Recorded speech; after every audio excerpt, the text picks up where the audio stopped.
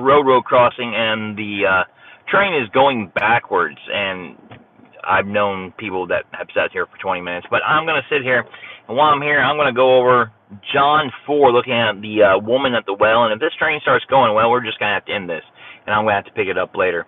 But in John 4, talking about the woman in the well, let's just show you some things if you don't already know this.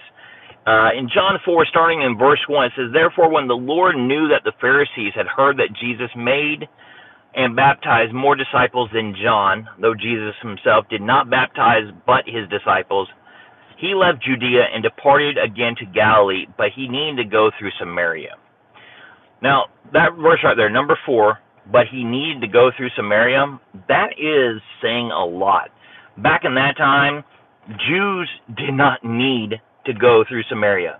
They didn't want to go through Samaria. In fact, they took the long way around so they wouldn't have to go through Samaria because, let's just put it this way, the Jews and the Samaritans didn't like each other. If you don't know the story, the Jews were the Jews that came back after the Babylonian exile. The Samaritans were the ones that stayed in the land, and they actually intermarried with other people who came in that were brought in by the Babylonians, and they were known as half-breed Jews. And because of that, and because that they've decided to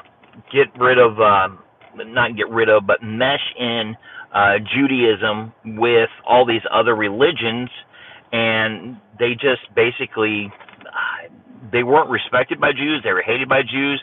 They basically compromised what their faith was because they intermarried with these people. In fact, there's a whole lot that talks about this in the Old Testament when when the Jews came back from Babylon.